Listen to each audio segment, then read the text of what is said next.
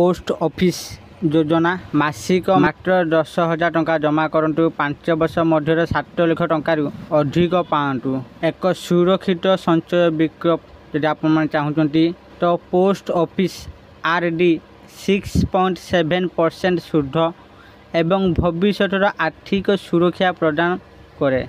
चलतु आज आम जानिबा पूरा डिटेल्स रे तेणु वीडियो को आरंभ करने पूर्व आपण समस्त को मोर अनुरोध आम चैनल को सब्सक्राइब करतु। चलतु डेरी न करके वीडियो को आरंभ करबा। एही द्रुत गतिशील जीवन शैली रे भविष्य पाई आर्थिक भाव में प्रस्तुत हेबा एक विलास नुहे, यह एक आवश्यकता। यह चिकित्सा जरूरीकालीन परिस्थिति पाई हेउ पिलामानक शिक्षा पाई हेउ किंबा अवसर आवश्यकता पाई हेउ एक आर्थिक कुशन रखिबा मानसिक शांति प्रदान करिपारबो। सरकार द्वारा समर्थित post office recurring deposit RD योजना एक विशिष्ट विकल्प जहाँ क्षुद्र एवं मध्यम आयकारी मानक धीरे धीरे एवं सुरक्षित भाव में से कुशन निर्माण करिबार सहायता करे। आरडी कौन? आरडी किंबा पुनरावृत्ति जमा एक प्रकार संचय योजना जेउठारे प्रति मासरे एक बैंक किंबा पोस्ट ऑफिस रे एक निर्दिष्ट परिमाण जमा करा जाए। समय सहित एही परिमाण शुद्ध सहित वृद्धि पाए।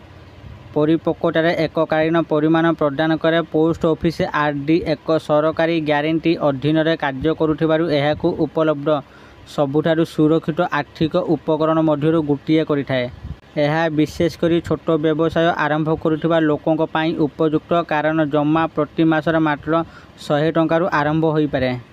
उदाहरण स्वरूप जदि आपण 5 वर्ष पाई प्रति मासर 10,000 टंका जमा करती तेबे आपण परिपक्वतार 7,13,659 टंका पाइबे। एथिरे आपणकर मोट 6 लाख टंका जमा एवं 1,13,659 टंकार शुद्ध अंतर्भुक्त, जार शुद्ध त्रैमासिक भाव में वृद्धि पाइब।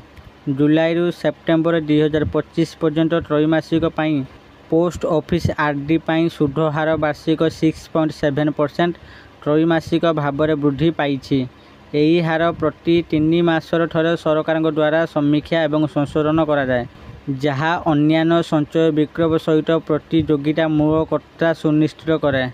आरडी योजना रे गोटे वर्ष पूरण करने पर जमाकारी माने सेमानकर मोट जमा परिमाणर 50% पर्यंत ऋण पाइपर। यह वैश्य जरूरीकालीन समय रे एक सहायक आर्थिक बैकअप प्रदान करे। तथापि यह मन रखा गुरुत्वपूर्ण जे एपरी ऋणर शुद्ध हार आरडी शुद्ध हार अपेक्षा 2% अधिक।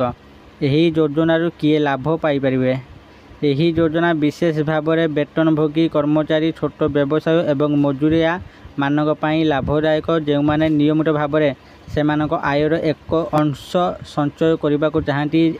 यह उच्च शिक्षा, विवाह खर्च किंबा घर निर्माण भली एक निर्दिष्ट भविष्य लक्ष्य पाई संचय करुथिबा व्यक्ति मानक पाई मध्य आदर्श, जो माने कम विपदपूर्ण निवेश को पसंद करती एवं बजार संयुक्त विकल्प गुड़िकर अस्थिरता को एड़ाइबा चाहती। से माने पोस्ट ऑफिस आरडी को एक निर्भरयोग्य पसंद पाइबे। योजना को वृद्धि करा जाय पारिबो कि? हाँ, पोस्ट ऑफिस आरडी योजना प्रारंभ में 5 वर्ष पाई चली थाए, किंतु जमाकारी अनुरोध रे एहाकु आहुरी 5 वर्ष पाई वृद्धि करा जाय पारिबो।